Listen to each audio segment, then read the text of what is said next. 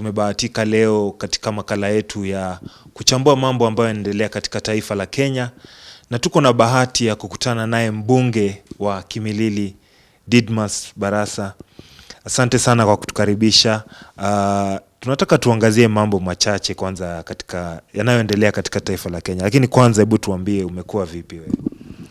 Mimi nimekuwa sawa, najiandaa kuondoka siku ya kesho kuenda mashinani, kuendeleza pilika zangu za kutangamana na wananchi watukufu wa Kimilili na Bungoma. Naam, wananchi wa Kimilili wa jambo, Bungoma wa jambo? Wa jambo, licha kwamba kuna baadhi yao ambao pengine wanaugua, wengine wamepoteza watu wao wa karibu, na hiyo ndio hali ya maisha ya kwamba kila siku kuna wale ambao wanaugua, wanahangaika na pilika za maisha za hapa na pale. Yote tisa, Bungoma iko sawa.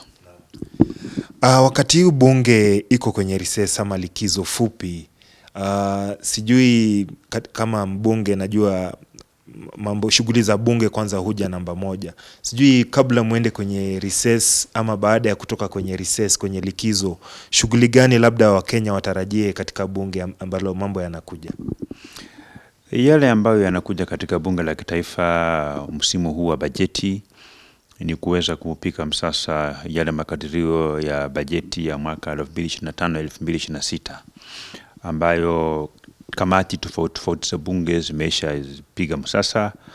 Sasa tutakuwa tunangojea katika pilika hizo za kupitisha bajeti ya mwaka ambao unakuja, muhula wa 2025-2026, na vile pia tuweza pia tupiga msasa yale mapendekezo ya serikali ambayo watakuwa wakileta katika bunge la kitaifa, yale maarufu finance bill, ile ambayo itaoneshana njia ama mbinu ambayo serikali itatumia kuweza kupata pesa ya kufadhili yale mapendekezo ambayo yanapatikana katika bajeti ya mwaka 2025-2026. Mwaka jana bila shaka kulikuwa na mambo makubwa sana yalitokea katika ile finance bill 2024, mambo ya bajeti. Sijui kama wabunge ambao ni wawakilishi wa wananchi pale bungeni, umejiandaa vipi, na hasa wewe kama mbunge ambao uko katika mrengo wa serikali, umejiandaa vipi ili mwaka huu wa 2025 kusikue na marudio ya yale yaliyotokea mwaka jana? Kama bunge la kitaifa, yale mapendekezo ambayo tumeweza kubuni na kuyatia katika mikakati zetu kuhakikisha kwamba hatuwezi tena kamwe kuweza kupitisha finance bill ambayo Wakenya wengi hawataki, ni kuweza kupanua viwanja ya public participation, kwamba mbinu ambayo wananchi watakuwa wanatoa maoni.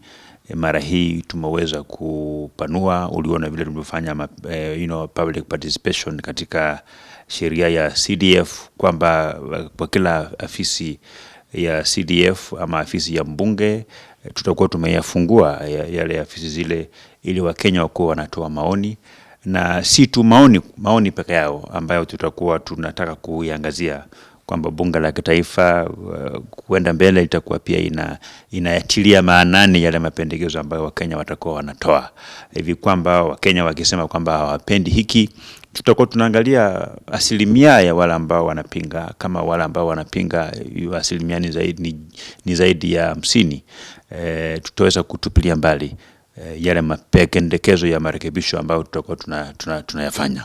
Kwa hivyo hiyo ndio tofauti na vile tulivyokuwa tukifanya maneno yetu ya kama bunge la kitaifa miaka zilizopita ama nyakati zilizopita, kwamba ilikuwa tunaweka tu kwenye gazeti rasmi la serikali. Wakenya wachache ndio wangekuwa na nafasi ya kutuma maoni yao, lakini hivi sasa tumeweza kuexpand ile viwango vya wale Wakenya ambao watakuwa wanajitokeza kutoa maoni kulingana na sheria tofauti za bunge la kitaifa.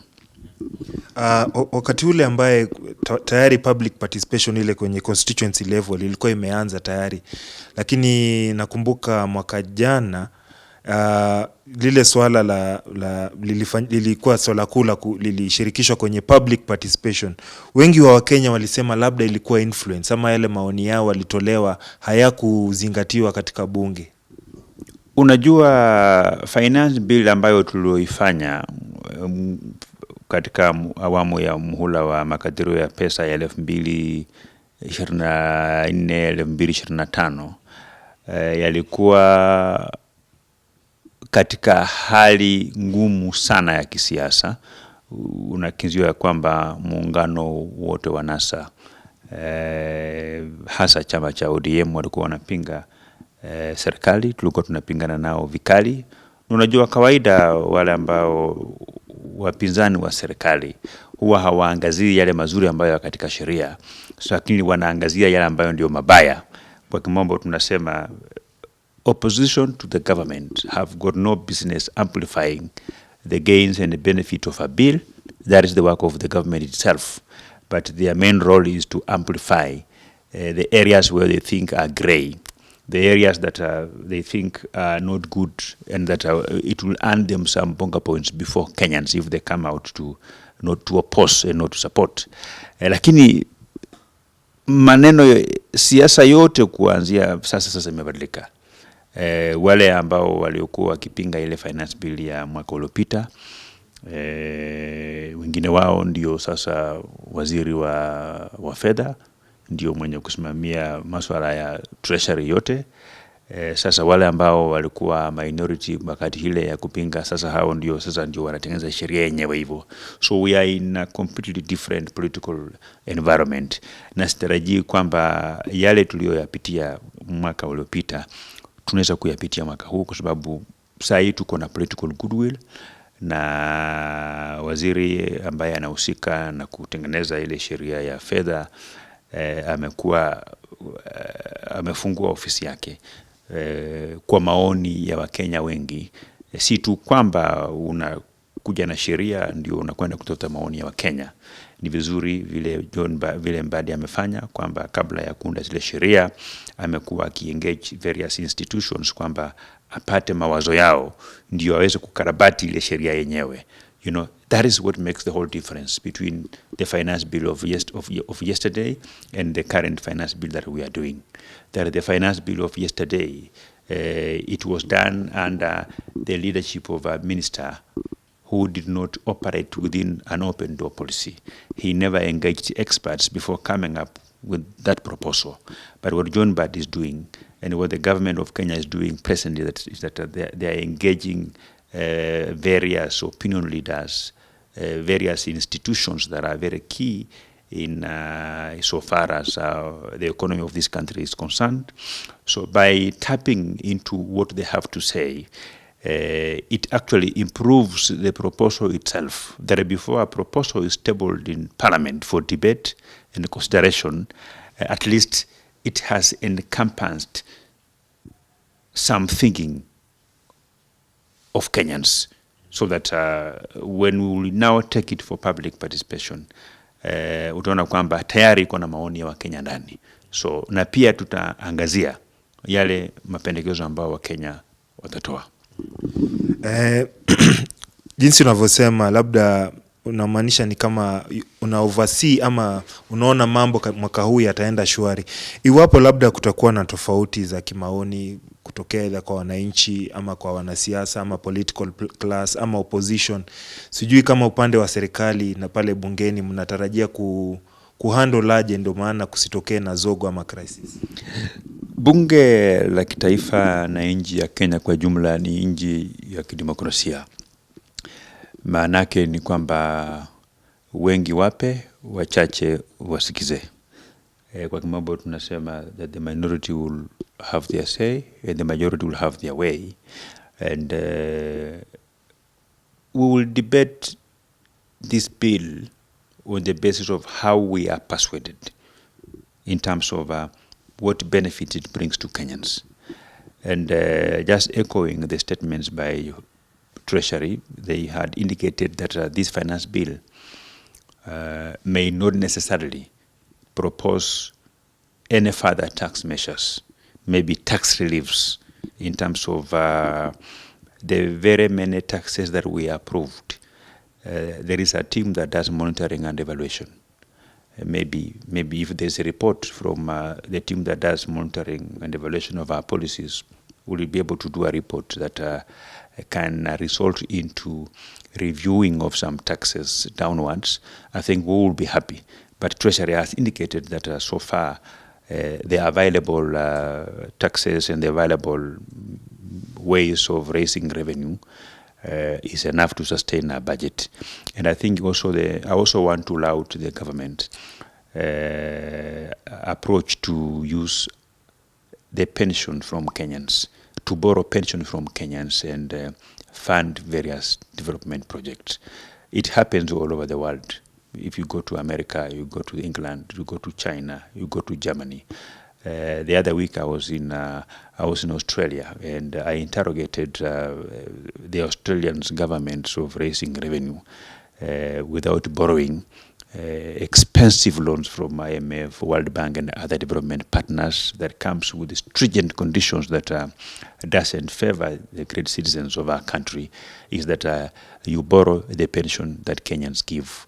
And all we need to do is to assist government be able to come up with a very clear policy that also makes some money available for Kenyans who are retiring, so that when Kenyans retire, they should be able to access their NSSF savings without any delay.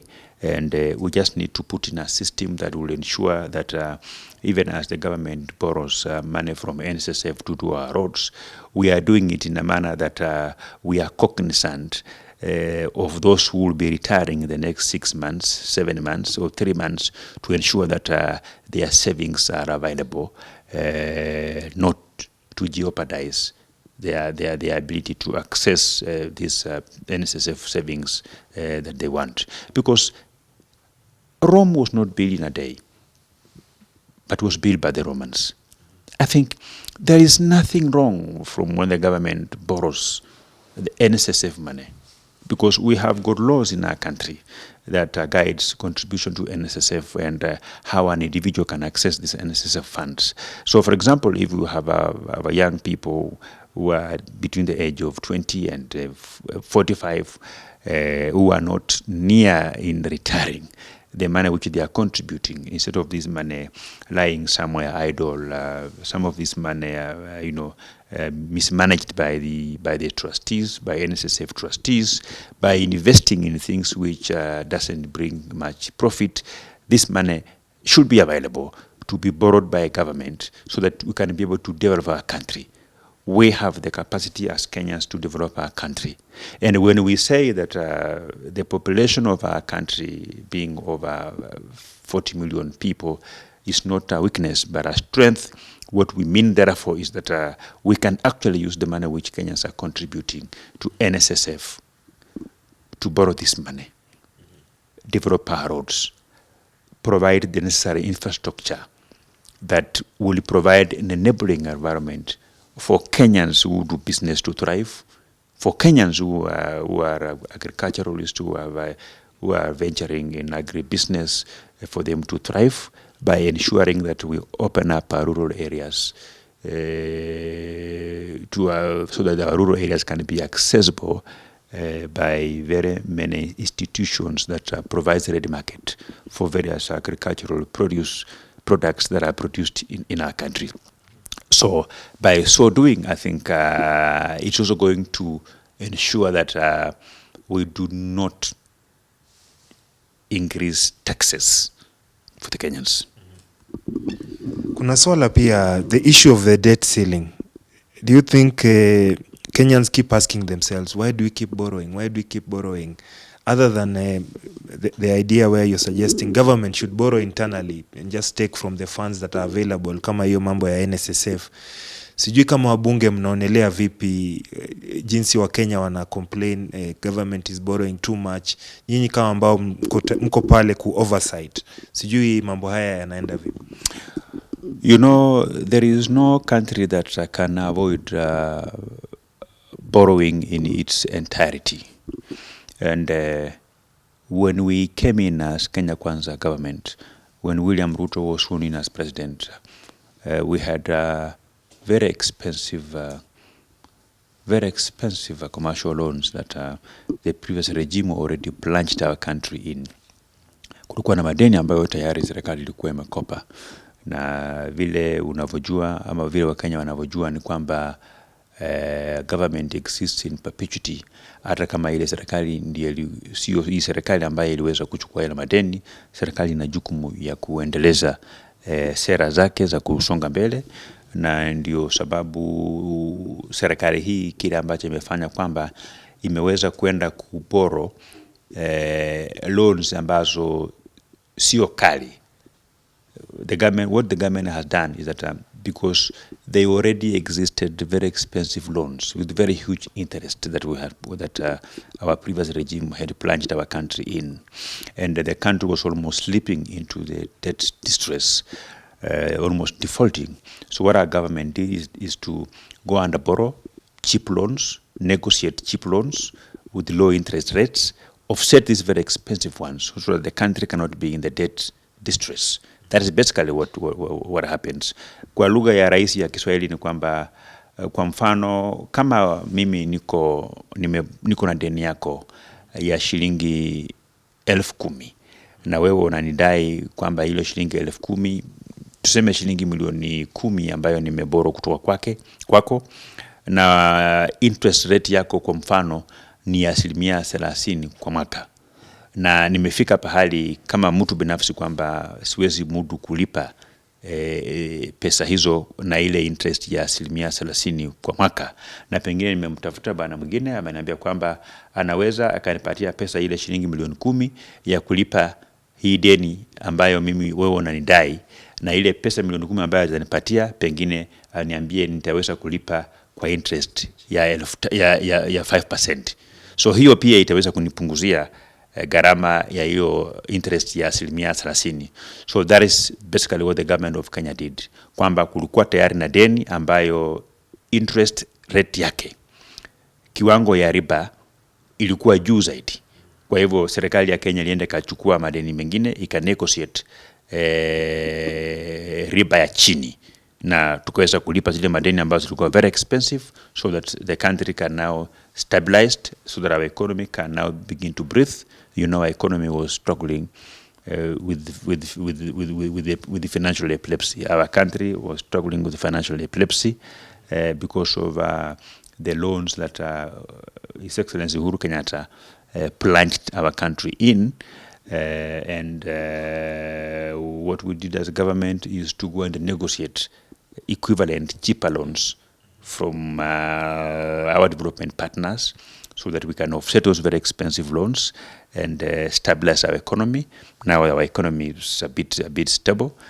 Even from when I look at the way you've dressed, is not the way you were dressed when I met with you 1 year ago. Today you appear a little bit more smart, and it also meaning that you are feeling these are the effects of a resurrected economy. Because when the economy is struggling almost at her bottom, many Kenyans will have to bear the brunt of our struggling economy. But at least now our economy has been stabilized. We are no longer in the debt distress, and the country is moving on steady to the pedestal of where we can all say that the Kenya Kwanza government had this in their manifesto, and they have actually fulfilled whatever they said they will do for this country. Na mheshimiwa, kando na mambo ya finance bill na economy ya Kenya, swala ambalo pia linakuja kwenye bunge ni mambo ya vetting ya IEBC commissioners na chair. Jana wiki hii tumeona kwamba kuna watu mashirika na watu binafsi wameweza kujaribu kusimamisha ile process ama ile process ya nyinyi kama wabunge kufanya vetting. Sijui kama unaonaje swala hili na itaweza kujeopardize ama kusimamisha mambo ya uchaguzi kufanyika. Kuna by elections ambazo zinatakana kufanyika, kuna uchaguzi ambao wa mwaka 2027 pia vile vile unafaa uanze kupangiwa mapema. Sijui kama mbunge unaonaje swala hili? Nafikiria, to be very honest and fair, our country has plunged into what we call judicial activism. where judges issue orders that are completely not in line with our efforts to stabilize our country. A country that doesn't have a fully functioning IEBC commissioners can easily plunge into a constitutional crisis. Kenyans from areas that do not have an MCA, a member of parliament, have a constitutional right to be represented. And failure to have a fully functioning IEBC commissioners, I think, creates some kind of a violation. It violates the rights of the Kenyans who are coming from those wards that are not represented at the various county assemblies. The country today, as we speak now, is undergoing budget preparations, where various elected leaders are making advances on behalf of the people that elected them on what should actually be included in the budget. And the areas where there is no member of parliament, the areas where there is no member of the county assembly, I think we should all agree that their rights are being violated by failure to have an individual whom they have elected who can take their interest to the county assembly or their interest to the National Assembly, especially at this very important cycle in our country of activities to share the national cake. The national cake is shared in the National Assembly, where members of parliament from 290 constituencies scramble to have a share for their constituencies, including those who are nominated. They are also nominated to represent specific institutions and specific categories of people. They also need to begin to make recommendations that will favor the people they represent. And by so doing, I'm just hoping that, of course, as Parliament, we will move with the speed to be able to process the names that were afforded to us by His Excellency the President within the shortest route possible. When the report will come in, the House Business Committee will prioritize debate and the processing of those names so that our country can have a fully functioning IEBC. And it is on this spirit of constitutionalism, the spirit of safeguarding the interest of the Kenyan people, that I would urge our courts and our judiciary, for once, not to be victims of judicial activism by just flying out orders to stop a government process. They should be driven by the bigger picture of Kenyans from those constituencies who would not even have their representatives, and they should actually shield IEBC from political interference, because we have people who are hell-bent to use IEBC to resurrect their already stifled political career.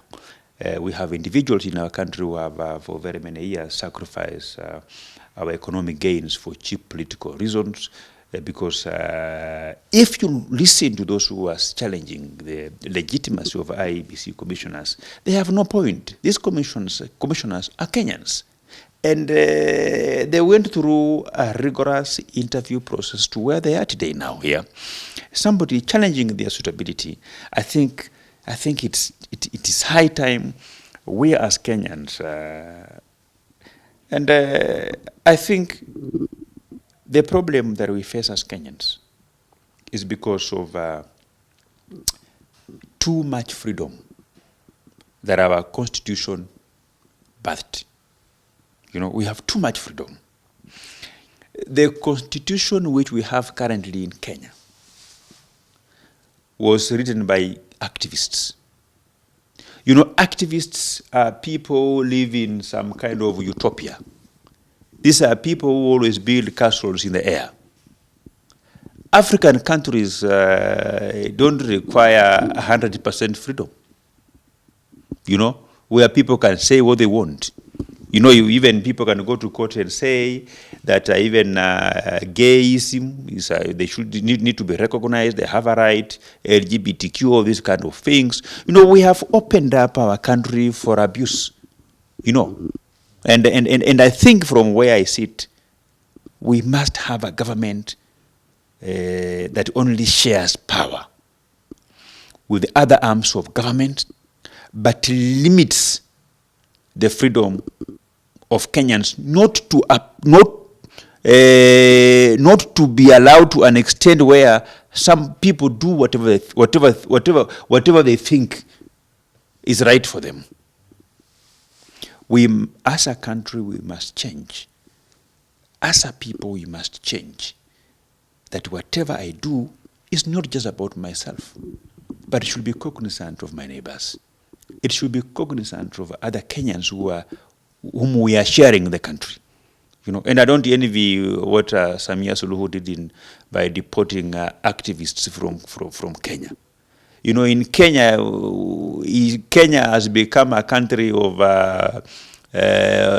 we are not promoting innovation. Kenya as a country, we should promote innovation, where our young people are more innovative, they are more in creative industry by trying to drive our innovation system, our innovation culture. But I'm surprised. Kenya as a country, we are raising activists. We are promoting activism. Everybody in Kenya is an activist. You know, it's an activist. A country that has 70% of her population being activist, that country is doomed. Activism is, if you look at the Kenyan activism, the Kenyan activism is driven by individuals who are disillusioned, individuals maybe who failed in life, individuals maybe who are suffering from culture shock, individuals who, of course, we have a few individuals in Kenya like Boniface Mwangi who have made their millions through activism by soliciting for funds from some donors, you know, where if they receive 10 million, they will spend $1 million, you know, paying some young people to become a bit rowdy somewhere, lock the gate of some government office somewhere else, take pictures and justify why they should get more pay. But we should move away from activism to promoting innovation in our country. You know, and me, I'm just happy what Samia Suluhu did by deporting those activists who had gone to Tanzania to do what in Tanzania. even in within our diplomatic cause, we have a diplomatic code of conduct. We can't be proud as a country that we are exporting activists to our neighboring countries. I will be proud Kenyan as a country if we are exporting agricultural products, if we are exporting our human resources. But I can never be proud as a Kenyan that Kenya as a country, we have evolved to the level where we are beginning to export activists to various countries. We can't do those kind of things.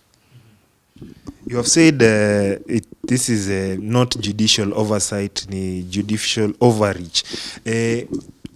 What do you think the IEBC can do to build public confidence? Kwa sababu tayari naona watu wanasema commissioners were the public interviews of the commissioners was just a publicity stunt by, say, the president and Raila Odinga, who's now part of government, to recruit commissioners that would be into their favor. As a political player yourself, Mheshimiwa Didmus, do you think IEBC, who sits at the IEBC office, can help influence winning or losing an election? And what can the IEBC do to build a public confidence once it's constituted?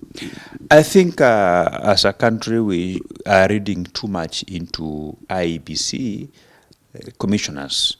We are being too much individualistic, you know. And the integrity of an electoral system is not in the commissioners. It is in our electoral system. The system that prescribes how a voter is registered, how a voter is identified, how a voter is given a ballot, and how a casted vote by a voter is counted, relayed, and announced. That is a system. I think as Kenyans, we seem not to trust IEBC because our focus is on wrong personalities. We must begin to interrogate the electoral systems. A system should be designed to a level that it doesn't matter who is a commissioner. It doesn't matter who is a CEO. So I want to urge Kenyans to let IEBC commissioners be, and if you want to offer justice to our country, then we must focus on reviewing that system. Straight from voter enlistment, voter identification, how a ballot is cast, how the counting, and the relaying of the results to the National Tallying Center. That is what we should focus on as a country. You know, and we want to, as a country, I think we should invest in systems so that it doesn't matter who's the chairman of IEBC. It doesn't matter whether the commissioner is from this tribe or from that tribe. And once we do that, then you will realize that it doesn't matter who is the chairman of IEBC that makes a difference on who wins the election. It's about the system. The system should be made in a way that no one can manipulate it. Look at the point. And our government is just suffering from some collateral damage because the president comes from a particular subtribe. So when he comes from a particular subtribe, then all those commissioners who have a name that suggests they come from the same subtribe, they are disadvantaged, including those who are perceived to have worked with him either in the party or somewhere, or they were friends. You know, that is detrimental to our government, to our country. You know, our countries, we must mature. The same way we are saying that our democracy has matured to a level that is admirable globally, Kenyans also need to mature. We need to change our way of thinking to a level that we should not be petty, focusing on the tribe of an individual, focusing on the association of an individual, focusing on who worked with who is a lawyer for who. Those are things which they should not determine the suitability of a commissioner. The suitability of a commissioner should be pegged on their academic credentials, their past experiences, and their integrity as an individual. But it should have nothing to do with their surname that suggests where they come from.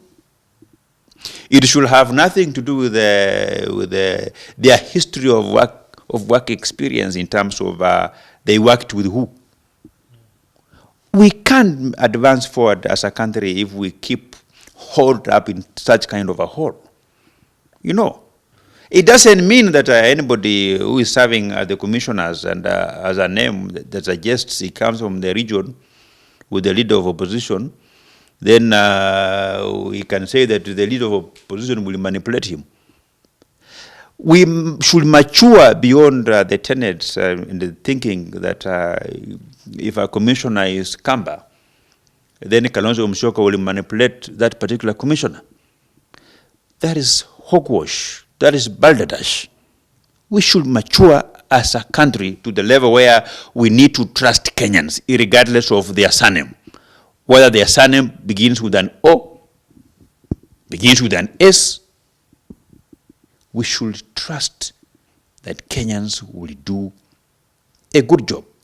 And the difference between Western countries, of course, you see, as African countries, we try to emulate Western countries.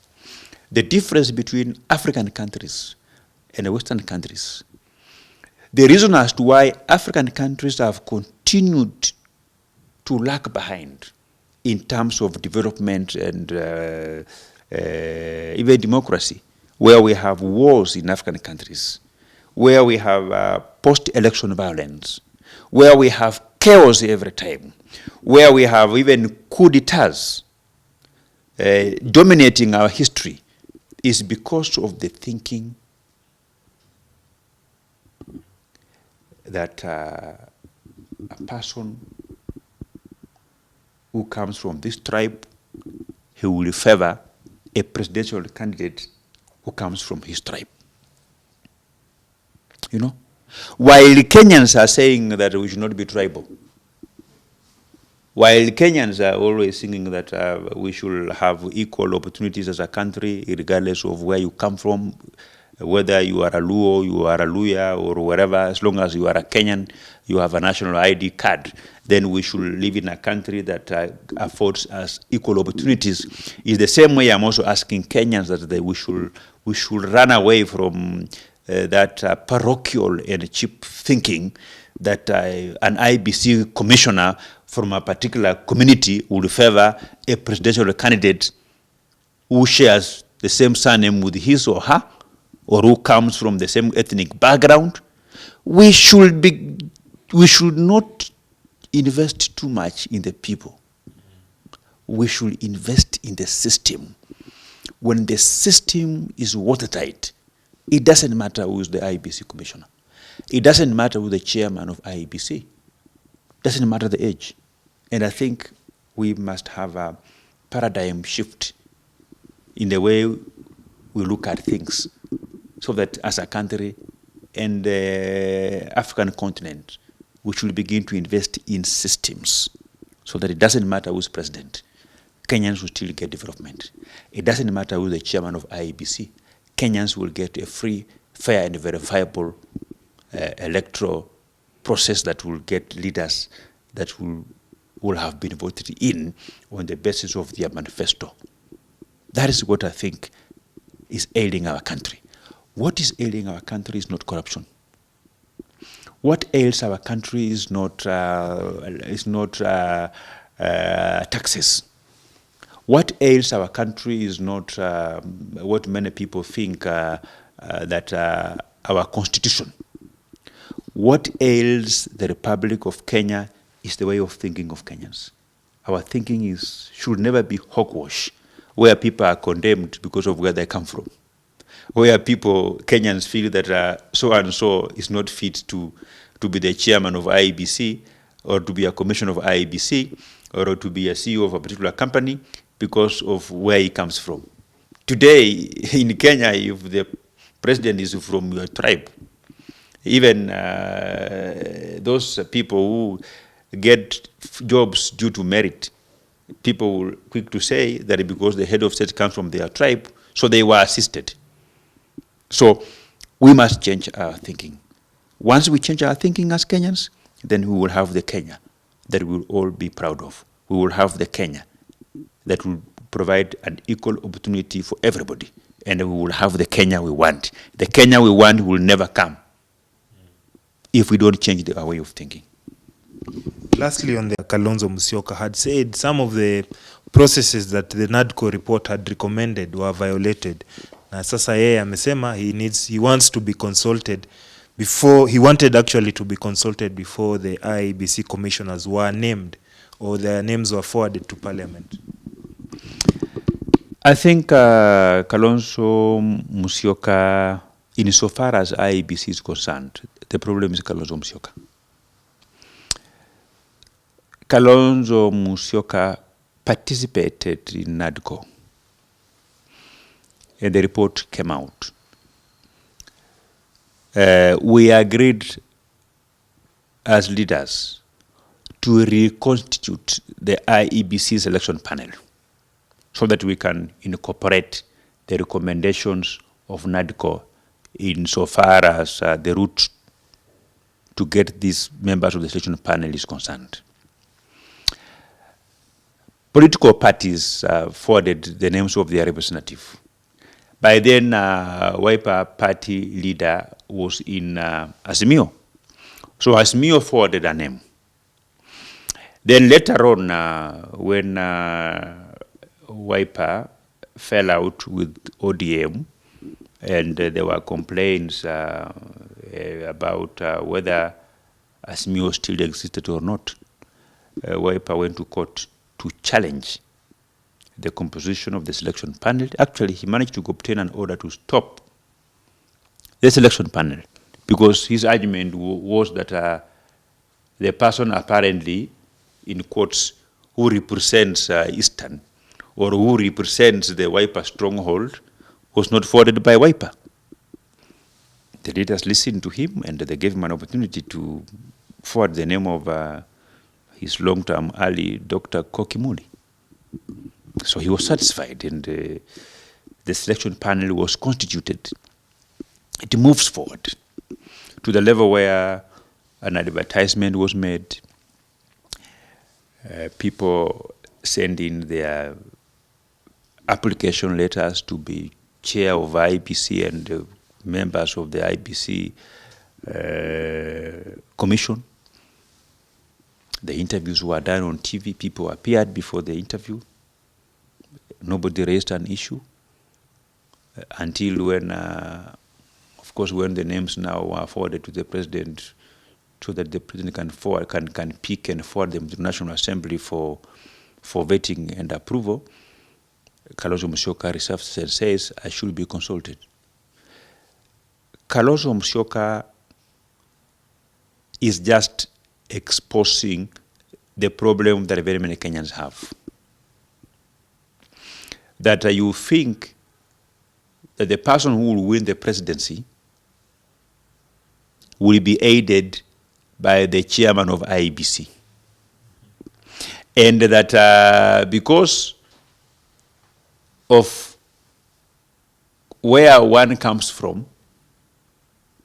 you know, you can't really have faith.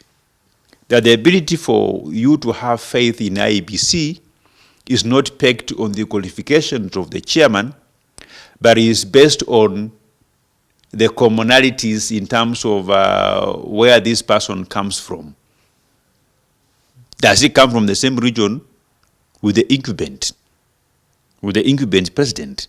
So if they come from the same region, then you begin to think that the incumbent, who is actually the sitting president, may have had a chance in manipulating. The only chance that the president have in choosing who should be the chairman of IEBC is from the names forwarded to him by an independent selection panel. That is the only area, we gave the head of state the constitutional powers and mandate to choose a name from the names forwarded to him by an independent IEBC selection panel. I am 100% sure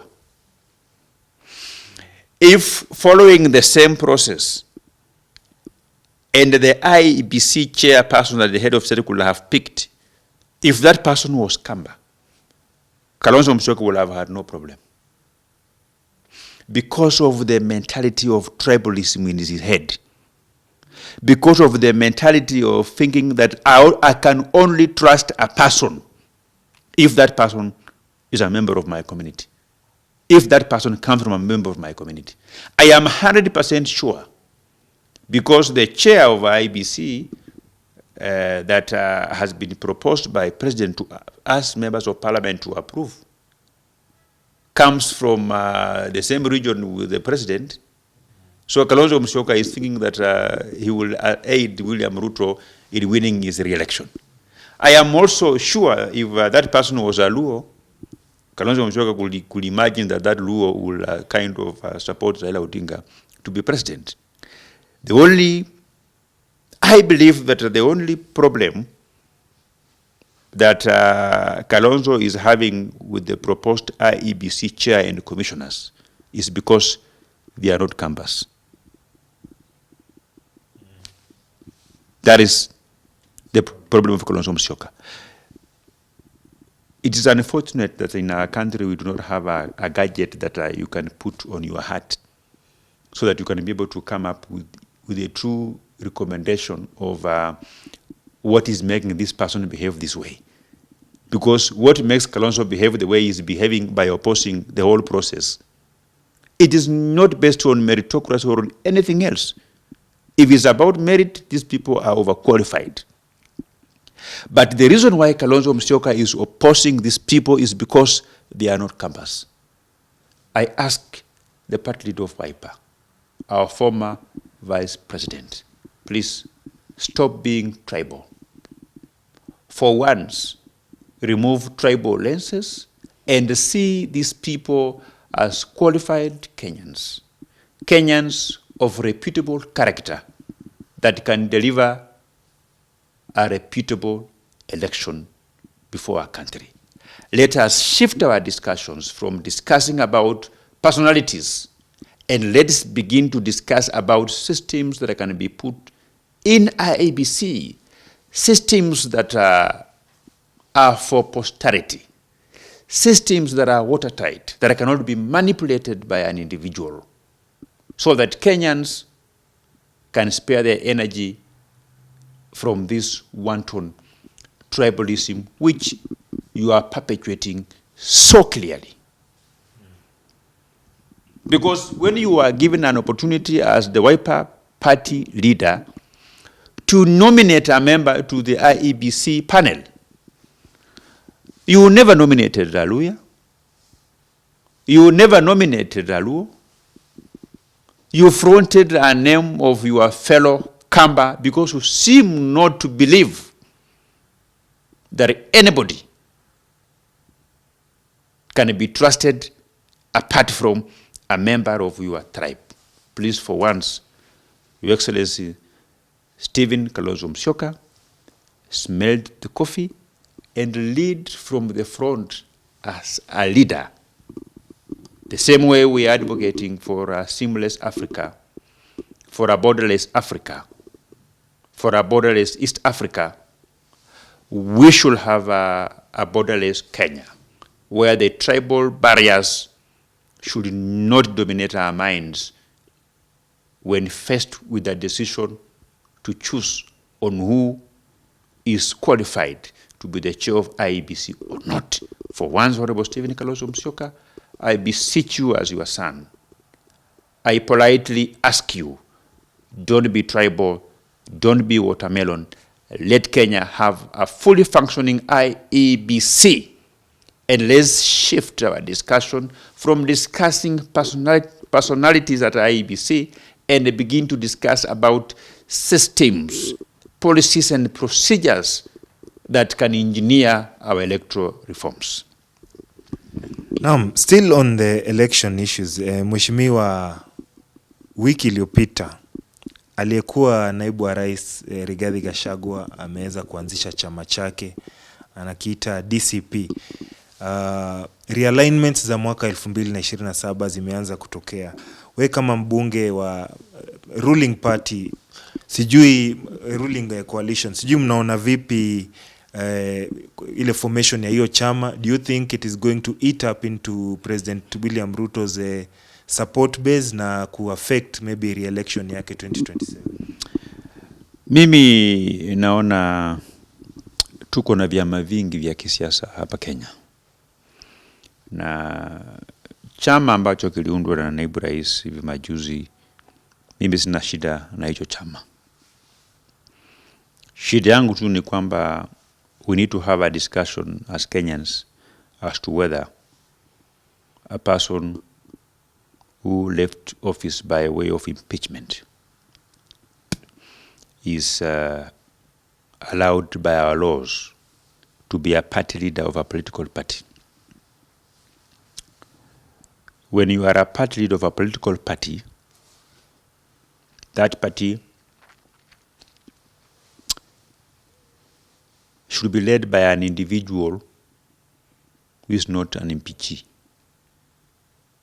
When you are impeached, you are not fit to hold public office. You are not even fit to even to chair a funeral committee. You should not be allowed. So that's my only problem. But but about forming parties, the only difference between that party and UDA and ODM is that that is a tribal party. It's not a national party. Because if you look at the objectives on why that party was formed, if the statements by Rigathi Gachagua is something to go by, it appears that is a Central Kenya party, because he has been saying that the people of Central Kenya have been duped because they went to government without their own political party. So he has formed a party for the Central Kenya according to his to his intellect. And I think if you look at the way former deputy president is conducting himself, I want to tell you, without blinking an eye, that if a well-wisher from amongst those allies of Rigathi Gachagua who are surrounding him, if one of them would be touched by God and take Rigathi Gachagua to Mathare Mental Hospital, I can assure you a file will be opened and the Rigathi Gachagua will be admitted. It's only that the people around him are living in denial, and I want to politely ask the likes of Senator Methu, the likes of George Mutu, the likes of Cleophas Malala, that let's be brother's keeper. Let them take the mental instability of our former deputy president with the seriousness that it takes. I want to politely ask our former second lady, Mama Boyce, Pastor Dorcas, that if you love your husband, kindly consider check him in a mental facility. Take him to Mathare. You can take him to South Africa or abroad in one of the best mental hospitals, so that our former deputy president can have his mental instability checked. Because the way he's saying, the statements he makes, I come from a region that was affected by 2007, 2008 post-election violence. I come from an area where when you can only access that area from Nairobi through either Eldoret or Kericho. I saw bodies of human beings lying on road when you drive. At times even you are blocked by bodies of dead people. I have had an opportunity to follow up what happened in Darfur, Central Africa Republic, in Bangui, Democratic Republic of Congo. I was in this country when there were wars in Yugoslavia, in Afghanistan, in Iraq. I know what it means by having peace after elections. I know Rigathi Gachagua. I served with him in the National Assembly for 5 years. I know what he can say and what he can't say. His utterances recently points to a person with mental instability. I ask Pastor Dorcas, if you love your husband, please take him to a mental facility for checkup. And I can assure you, even if the person who will examine Rigathi Gachagua is an intern psychiatrist, he will be admitted. He will be admitted. Those are signs of a person with some mental instability.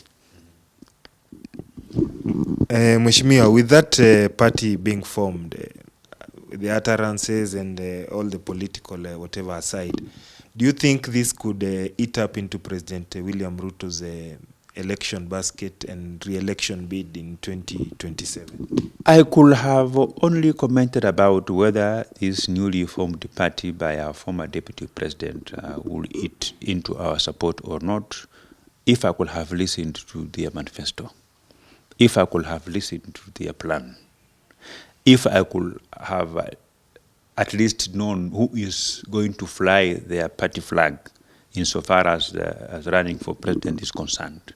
Because a party is not a name. A party is personalities around the party.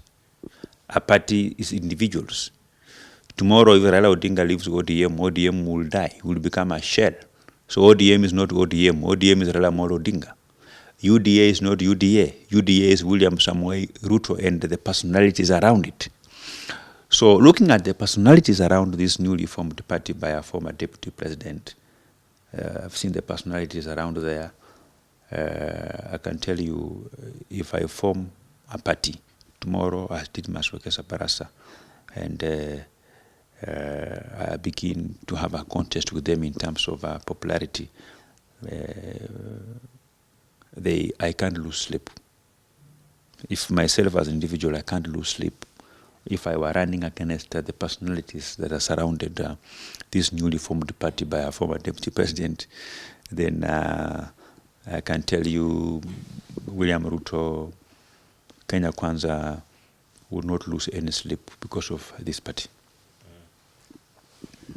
Finally, on the opposition aspect, there's also the re-emergence of former CS Fred Matiang'i, who as well has said he wants to form a party. I think it's called OPA or something, or come into the political fore with that party of OPA. What do you think of his re-emergence?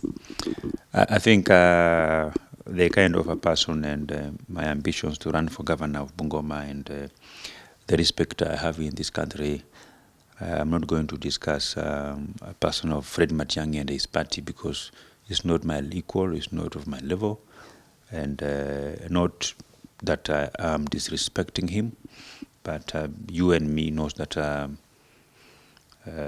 don't think if Fred Matiang'i can even win an MCA seat in Iborabu where he comes from. I don't think so.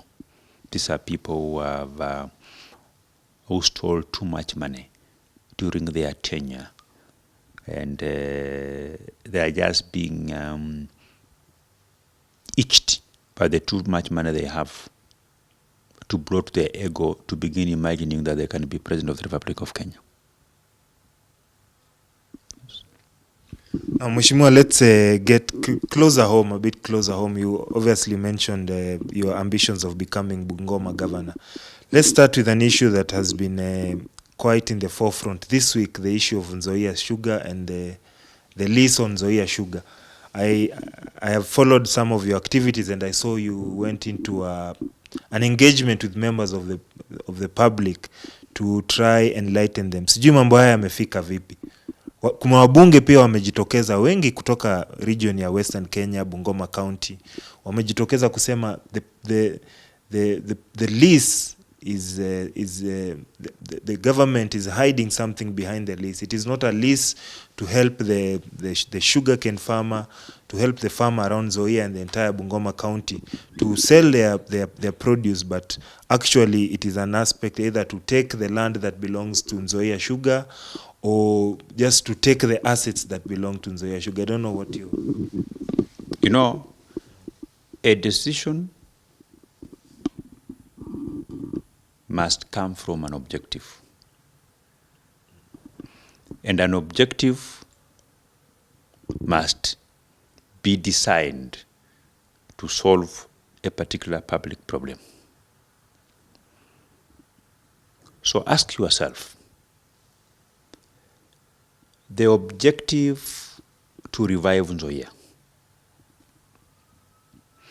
the objective and the decision to lease Zoya was to solve which public problem? What was it to benefit? Let me paraphrase my statement. For me to comment about whether I support leasing or not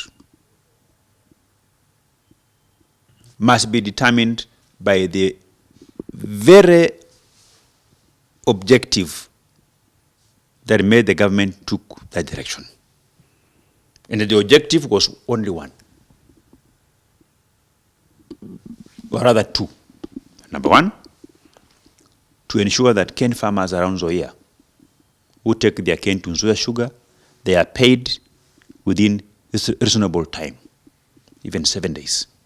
Number two was that the factory must be able to pay the workers that they have contracted, both contracted workers and the casual workers and suppliers. Only two objectives.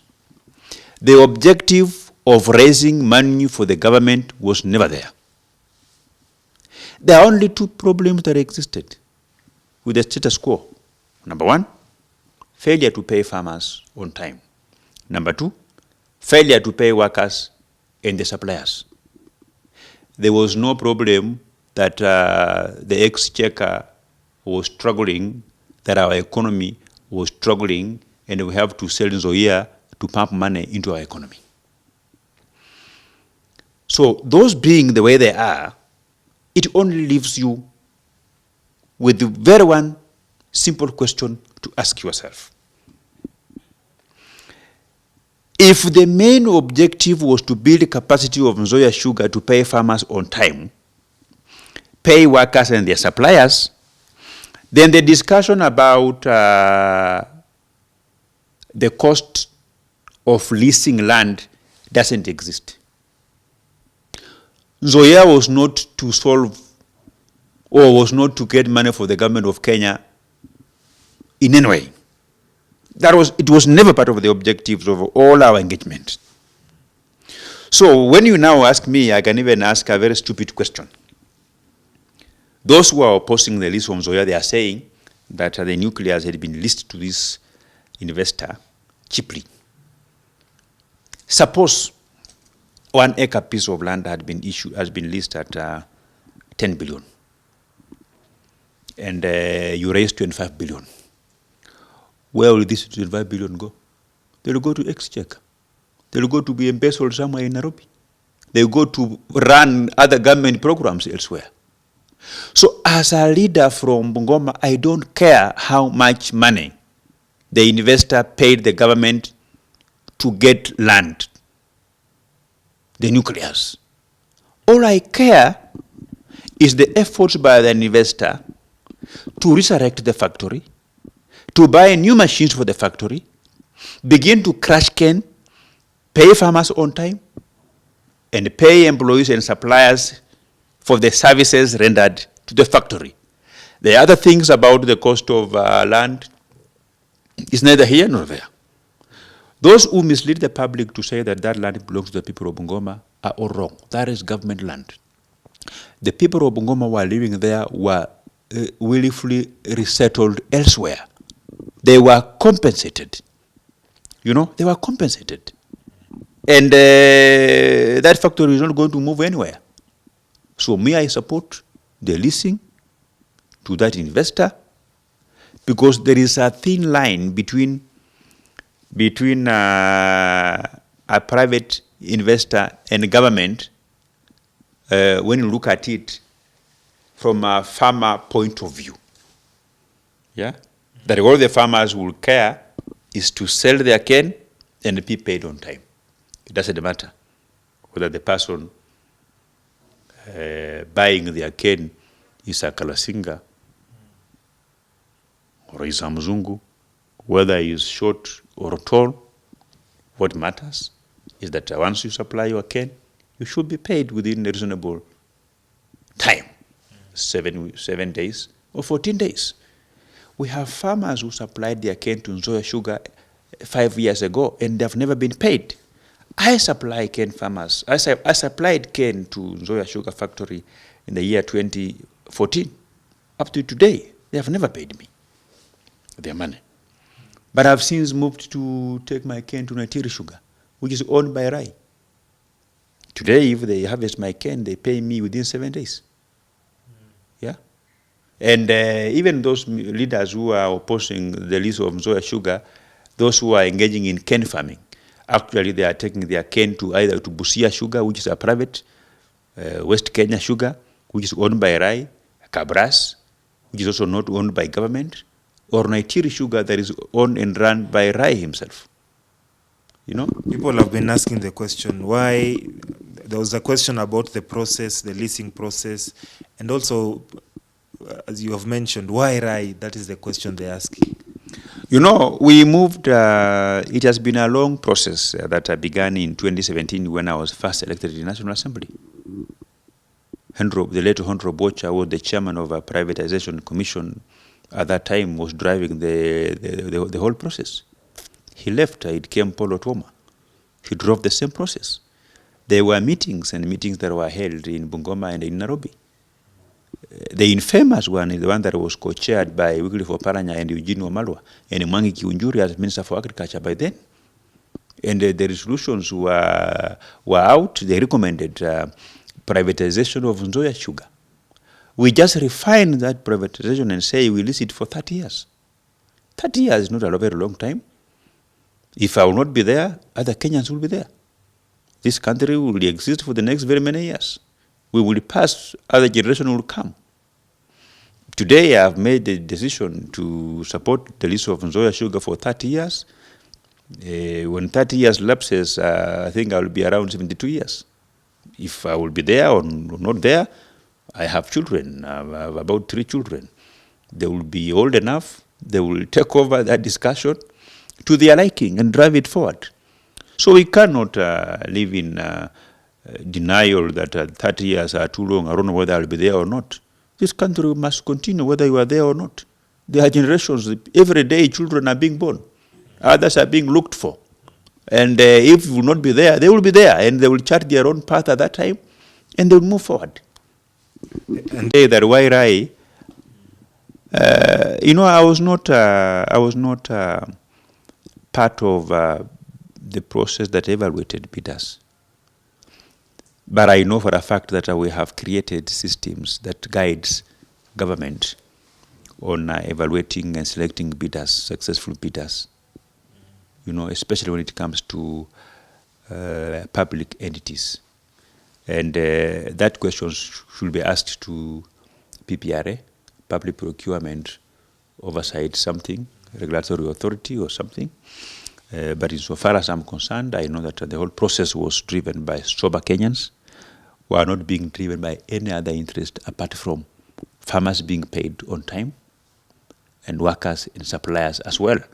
And of course, the fact that Zoya factory being in an area that has quite very many farmers, the issue of having a miller with a capacity and a proven record, I think that may have favored Rai because he has got 2 factories in the region.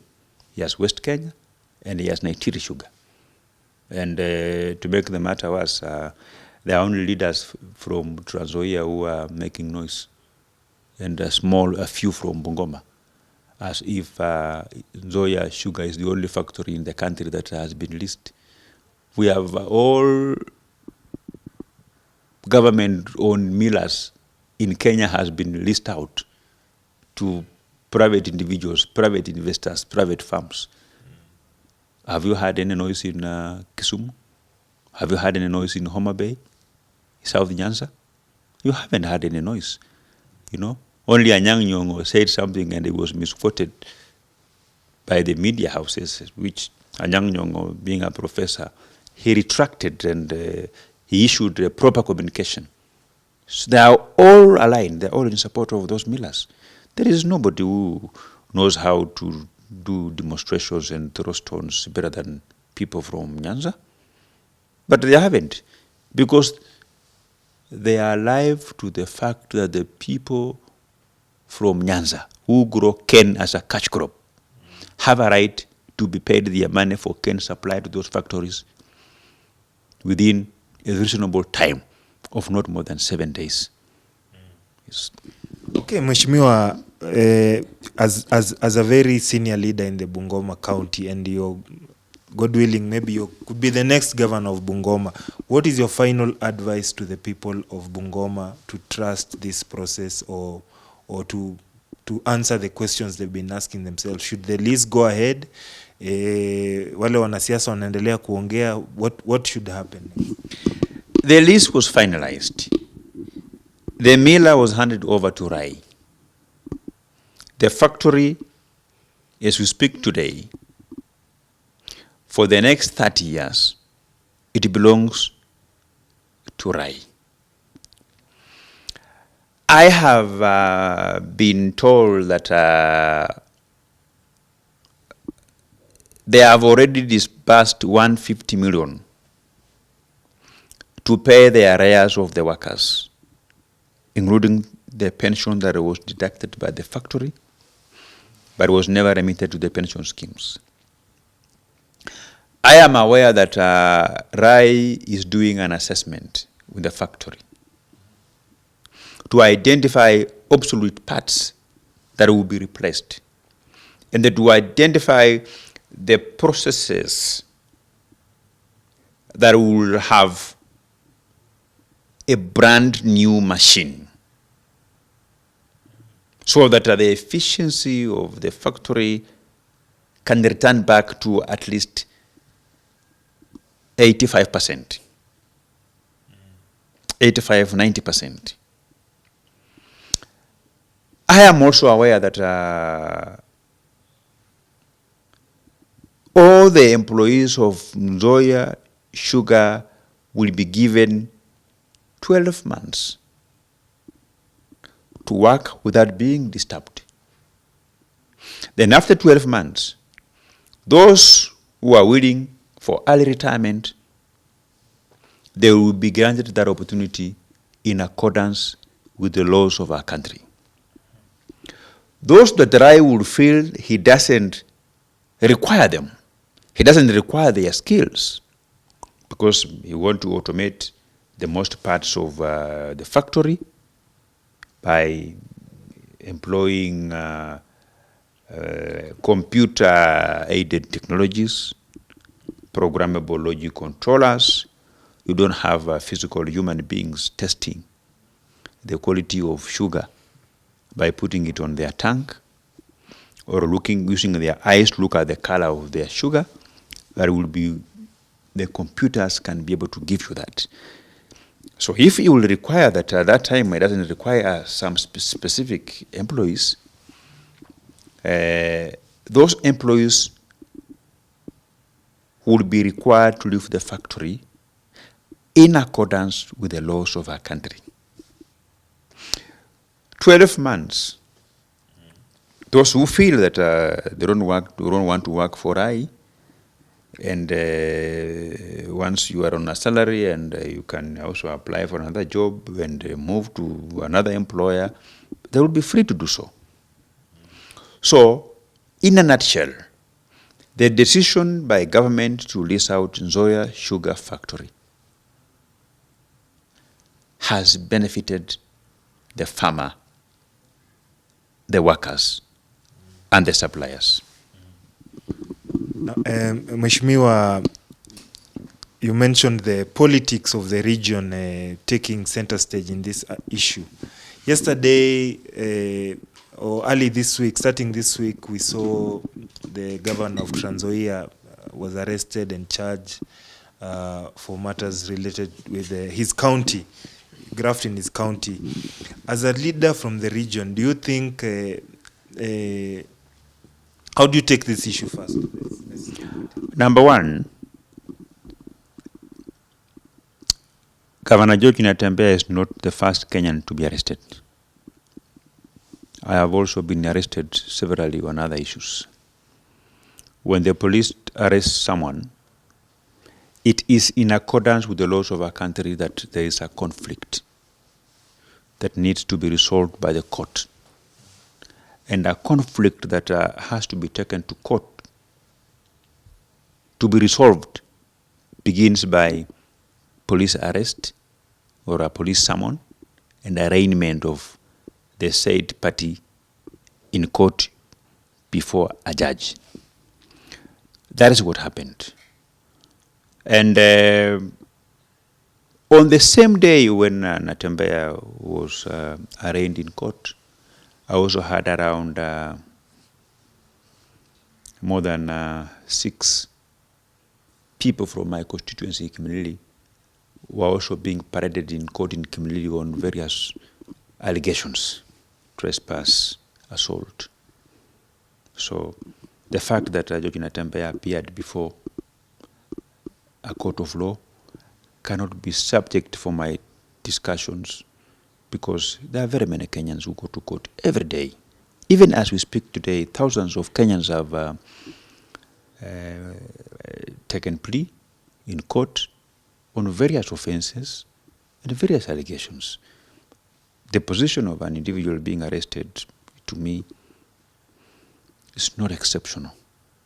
There are very many Kenyans who are arrested who go to court. And going to court is just a judicial process that Parliament enacted a law that wherever there is a conflict, today, if you go to report to the police that I have obtained money from you with false pretense, if I have assaulted you, the police, the system, will take me through the same process. And you don't begin to mention the names. It is the system. It is the laws that we put in place. Yeah. So there is nothing unusual, nothing to worry about, nothing extraordinary, nothing that even warrants people to begin destroying properties because Natembeya had been arrested. There are very many Kenyans who were arrested.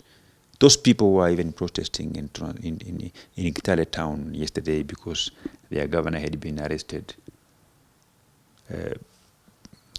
Some of them have ever been arrested before for various allegations, for various conflicts.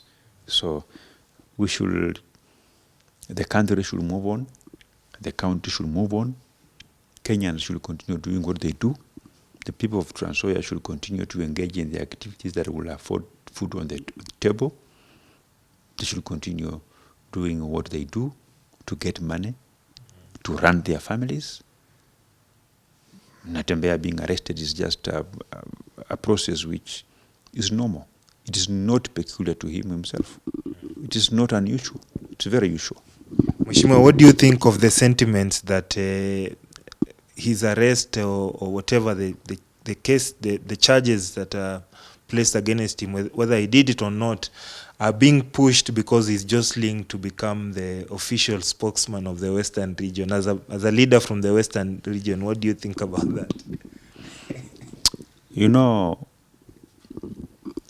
when a person takes plea in court, then the burden of proof shifts to the prosecutor. We should not speculate and appear like we are investigators who have the evidence. Do not have the evidence. The evidence is with the DPP. When he will have his day in court during hearing, the evidence will be adduced. His lawyers will interrogate and poke holes in the evidence presented before. You know, I was also accused of shooting an individual at the eve of 2022 elections. I cooperated with the police. The evidence was produced in court. I was acquitted on no case to answer. So people should not worry. If there is a conflict, the only institution that is mandated to resolve that conflict is a court of law. So the evidence will be, we should not be in a hurry to begin interrogating the evidence that whether there is enough evidence or not. We should wait when Natembeya will have his day in court. Then we will be able to follow the proceedings and see what the EACC will produce to support the allegations. But what I know is that you cannot fabricate charges against a sitting governor. You cannot. We will wait to see. Okay, Mheshimiwa, just a final one on that. We have seen him making forays into, for example, Bungoma County. You're aspiring to become Bungoma governor. As a leader from maybe the neighboring Trans Nzoia, what do you think about that? That is his own ambitions. He never consulted me when he decided to run for governor of Trans Nzoia. Either I never consulted him on my next political moves, and he's free to develop ambitions. Good for us. And at the end of the day, it is what we put in that will get us to where we want us to be. And when a man advances to their goals, to their destiny, they are free to do so. So the forays, you say he moves around, blah, blah, blah, blah. It's none of my business. That is his own political ambitions. It's just a matter of wait and see. Because I am running to be governor of Bungoma. So that after I've been given that position by the people of Bungoma, it is what I will do with that position that will determine whether I progress forward or not. So when time comes to interrogate Natembeya as to whether he's a good leader or not, we will make that decision not on the basis of what came out of his mouth, but it will be on the basis of the tangible development that he initiated and completed that are beneficial to the people of Trans Nzoia on the ground. That is what will make us make that decision as to whether he's a good leader that we can follow him or not. If he will be a good leader that we follow him, we will follow him. Because we live in a country that interdepend on each other. And being a person from my region, and Kenya at large is that Kenyans will always coalesce around a person that we think will save our country. Yeah. Now, Mheshimiwa, finally, I know I will request some other time so that we just sit down and try to discuss and interrogate your ambitions of becoming Bungoma governor. But just as a final aspect, for the years you've been Kimilili MP since 2017, what are these things that you think you have done for the people of Kimilili that warrant you or will make you the best candidate? Because that will be the barometer for people to measure and see what has Didmus done for Kimilili, so that we should upgrade him or give him the position to become the governor of the entire Bungoma County. And what will make you stand out in the position of Bungoma County governor if you are elected? But we'll have some time to discuss this, but you can just give us some highlights of that. When I was first elected a member of parliament for Kimilili constituency, there were around 18 schools that were mud-walled. And we had around 4 schools that the learners were purchasing education under trees. So I came up with an ambitious program of eliminating all mud-walled schools in my constituency, and to ensure that no child of Kimilili would purchase education under a tree. That one we managed. And as I speak today, I have revolutionized the education infrastructure in the Kimilili constituency, that today if you do an aerial view of Kimilili constituency, you will see more than 40-story buildings housing magnificent tuition and administrative blocks. That one I have done. I have also, historically, there are very few counties in Kenya that had more than two Huduma centers. Bungoma is going to benefit from my efforts. We are currently putting up a state-of-the-art Huduma Center. I was told by the CEO of Huduma Center that Huduma Center is the best in the country, and we are completing it in the next 1 month. By December, that Huduma Center will be fully functional, and the people of Kimilili, Mount Elgon, Tongaren, Webuye West and East, and part of Kapchai will not have to travel all the way to Bungoma in search of government services, but they will get it from there. I'm also completing one of the best tuition blocks in primary school in our country, called Kamkuyu AC Primary School, where we are putting up a 17 tuition block, a single-story building that will provide home for 18 classrooms and all administrative offices, staff room, the office of the headmaster, the deputy, and the heads of departments. In the same school, we are also renovating the old 21 classrooms, put tiles and cabro so that it can be a real center of excellence. I have put in place modalities to ensure that by December this year, we will have refaced 20 schools that were built in 1960s, in 1980s, to new modern classrooms with all tiles, cabro from the gates, and the proper landscaping. In Kimilili constituency, for example, if we have a school whose buildings were condemned, built in 1950s, 1940s, like we have a case of a school called Nakalira Primary School. That school was built in late 40s. The same structures still existed. So I have a choice of renovating them, but I felt like they are dilapidated beyond salvage. So we actually moved the school to a new site and put up similar number of classrooms, 18, and a story building that will house administrative offices. That is how serious we are in the Kimilili constituency. I have a foundation that we have invested heavily in healthcare, even though healthcare is a devolved function. We build wards, TB centers, comprehensive care centers, and child maternal health care centers across various clinics within our constituency. We have sorted out our road network.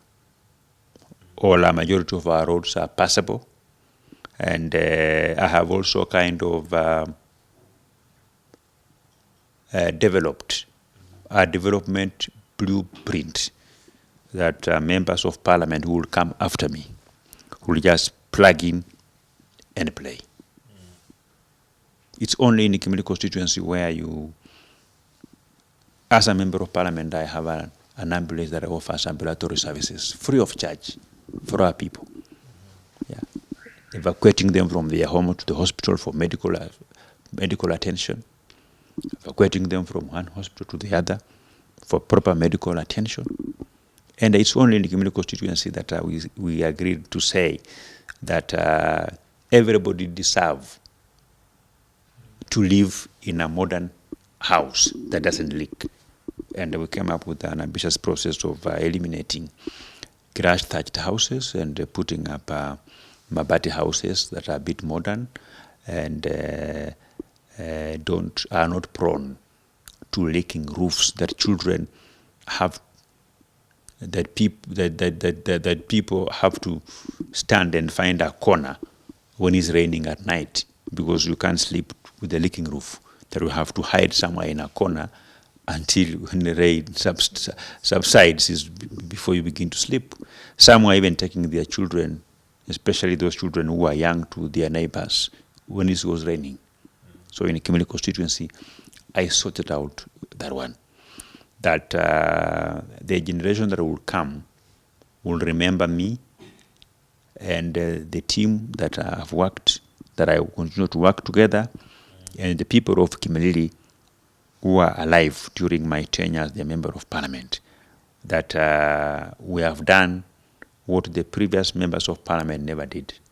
And we have left people with a phrase that says, if our founding members of Parliament did half of what I've done during my tenure as a Member of Parliament, then Kimilili could have realized drastic changes in the infrastructure and performance of our students in the school.